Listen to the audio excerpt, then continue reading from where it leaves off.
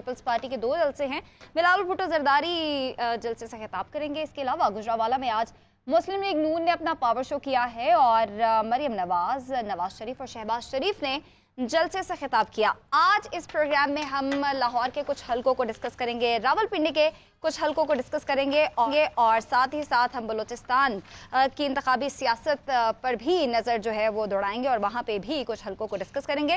سب سے پہلے لاہور کے حلقوں کو ڈسکس کر لیتے ہیں اور ہمارے ساتھ اسٹوڈیو میں موجود ہیں bureau chief Lahore Shahzad Hussain but صاحب. آج لاہور کے حلقہ NA 121، 122، 123 اور 124 کے حوالے سے ہم ڈیٹیل سے گفتگو کریں گے. بٹ صاحب یہ جو NA 121، 22، 23، 24 یہ وہ حلقے ہیں جو نون لیگ کے گڑھ ہیں اور یہاں سے نون لیگ کو ہرانا مشکل ہی نہیں، شاید ناممکن ہے. ٹھیک کہہ رہی ہیں ہدا. آپ اگر کمپیریزن کریں گی اس دفعہ کا پچھلے سال سے بھی کمپیریزن کریں گی 2018 کا، تو اس میں آپ دیکھیں کہ مسلم لیگ نون کو 11 نشستیں ملی تھی اور 3 نشستیں جو تھی وہ PTI کے حصے میں آئی تھی اس وقت جب پچھلا الیکشن تھا.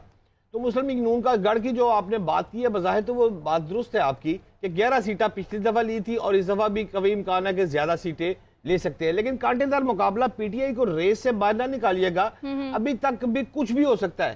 یہ ایک بڑا کرکٹ میچ جیسے ہوتا ہے، اس میں ایک دم اپسٹ ہو جاتا ہے، اپسٹ ہونے کے امکانات ضرور ہوتے ہیں. اچھا، جو لاسٹ 3 سیٹیں PTI نے لی تھی اس میں شفقت محمود آپ کو یاد ہوگا وزیر تعلیم ہوتے تھے. اس طرح باقی 3 افراد جو ہے ان میں سے اگر آپ ڈیٹیل میں جائیں تو وہ افراد آپ کو اس الیکشن میں نظر نہیں آتے. حماد اظہر جیسے ہیں اور ان کے والد جو ہیں میاں اظہر، وہ خود تو نہیں ہے اس دفعہ میاں اظہر آگے ہیں، ان کے والد محترم جو سابق گورنر پنجاب بھی ہوتے تھے. اچھا، اب اس کو اگر آپ لے کے چلیں نا آسان الفاظ میں، تو اس 14 سیٹوں میں سے 11 پچھلی دفعہ لے گئی تھی اور مسلم لیگ نون اس دفعہ جو لے گئی تھی. اس دفعہ جو الیکشن میں آپ بات کریں گے 120 کی اگر آپ بات کر لیں تو رحیل اصغر صاحب کا نام آپ کے سامنے آئے گا. رحیل اصغر صاحب کی ٹکٹ کے حوالے سے جب یہ بات شروع ہوئی تو بہت لے دے ہوئی ہے. یہاں پر بڑا کانٹے دار مقابلہ مسلم لیگ نون کے اندر پہلے ہوا ہے. الیکشن تو بات کی بات ہے. اس میں سردار ریاض صادق آگے تھے مقابلے میں، اون چودھری آگے تھے اور 3-4 افراد آگے تھے. لیکن بالآخر تمام جو مسلم لیگ نون کے اجلاس تھے ان کے اینڈ پر رحیل اصغر صاحب کھڑے ہو گئے اور انہوں نے دبنگ آواز میں کہا کہ میں آزاد بھی جیت سکتا ہوں، تو میں اگر ٹکٹ نہ ملی تو میں اس حلقے سے آزاد کھڑا ہو جاؤں گا. اچھا، اس لڑائی کے بعد مسلم لیگ نون نے ان کے سپورٹ میں آگے. سوال یہ ہے کہ رحیل اصغر اب پچھلی دفعہ بھی جیتے تھے. رحیل اصغر ایک مضبوط کینڈیڈیٹ ہے، وہ اپنے حلقے میں گرپ رکھتے ہیں. وہ کچھ ہوتے ہیں لیکٹیبل جیسے ہم جن کو کہتے ہیں نا کہ وہ جیتے ہیں شیر کے نشان کے بغیر بھی جیت دیتے ہیں. تو یہ وہ شخص ہے رحیل اصغر جو کہ قوی امکانات ہے کہ اس دفعہ بھی بھاری لیڈ سے جیتے گے، جیت جائیں گے. ٹھیک ہے، اور اب ڈسکس کر لیتے ہیں NA 122 کو. یہاں پہ نون لیگ کے مرکزی رہنما خواجہ سعد رفیق میدان میں ہیں اور ہم نے دیکھا کہ لاسٹ الیکشن میں بھی خواجہ سعد رفیق نے بعد میں دھاندلی کا الزام بھی لگایا تھا اور دوبارہ سے ووٹنگ جو تھی وہ گنی بھی گئی تھی. لیکن پھر بھی اب کیا صورتحال دیکھ رہے ہیں؟ کیونکہ سب سے زیادہ اگر میں اس حلقے کی بات کروں تو ایکٹیو جو ہے وہ سعد رفیق ہیں دوبارہ سے. بالکل ایکٹیو ہیں، لیکن آپ یاد رکھیں جو آپ نے 4 حلقوں کی صفحہ بات کی ہے 20، 21، 22، 23 جن کی جو بات کر رہی ہیں، ان چاروں میں جو سب سے مضبوط اور کانٹے دار مقابلہ ہے وہ یہی حلقہ ہے. وہ خواجہ سعد رفیق کا حلقہ ہے لطیف کھوسا صاحب کے ساتھ. جی ہاں، وکیل صاحب لطیف کھوسا صاحب کو آپ ایزی لے رہی ہیں خدا شاہ جی. لطیف کھوسا بڑا اپسٹ کرنے کے سامنے آ سکتا ہے. لطیف کھوسا جو ہے وہ ایک معروف وکالت میں ان کا ایک بڑا نام ہے. ویسے بھی وہ لاسٹ لائک انہوں نے PPP کے وہ ممبر تھے تو وہاں پہ بھی یقیناً وہ. اچھا، میری اطلاع کے مطابق جب میں اس حلقے میں گیا ہوں تھوڑا سا گھوما ہوں تو 2 باتیں میں آپ کو ضرور بتاؤں گا. اس حلقے کی پہلی بات تو یہ ہے خواجہ سعد رفیق صاحب تھوڑے سے پریشان نظر آئے کیونکہ ان کی حلقہ بندی جو ہے نا وہ ٹوٹ گئی ہوئی ہے. حلقہ بندی کچھ ان کا جو جہاں ووٹ بینک زیادہ تھا وہ اس دفعہ الیکشن کمیشن نے باہر نکال دیا.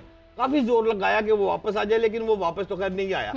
دوسرا، پیپلز پارٹی کے بہت سارے ورکر مجھے نظر آئے جو کہ کہتے ہیں ہم PTI کے ورکر کو ڈالیں گے. تو میرے لیے حیران کن بات تھی کہ آپ کیوں ڈال رہے ہیں؟ انہوں نے کہا لطیف کھوسا در حقیقت پیپلز پارٹی کا تھا اور ہے، لہذا ہمیں وہ پسند ہے. یہ ان کی رائے تھی. لیکن PTI کی جانب سے لطیف کھوسا لڑ رہا ہے، وہ PTI کا سارا ووٹ لے گا اور نہ صرف PTI کا لے گا. کہیں یہ اس طرف تو نہیں اشارہ دے رہے کہ کیونکہ آزاد حیثیت سے وہ الیکشن لڑے ہیں جیت گئے تو وہ شامل پھر PPP میں ہو جائیں گے؟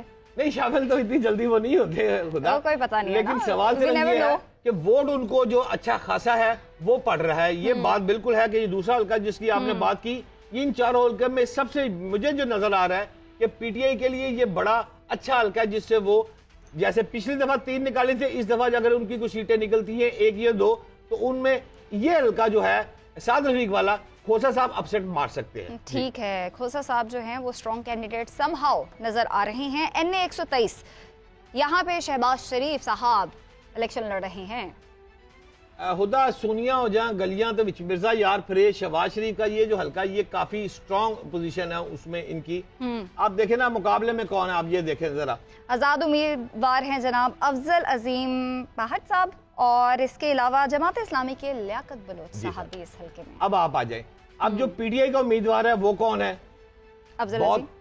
अफजल अजीम बहुत कम लोगों को, यही मैं आपको कहना चाह रहा हूं कि पीटीआई के इस हल्के में जो वोटर है वो सामने जो आया है वो आजाद उम्मीदवार के तौर पर, पीटीआई के उम्मीदवार के तौर पर वो उस तरह का कैंडिडेट नहीं है जिस तरह एक इंसान का अपना एक कद काट होता है।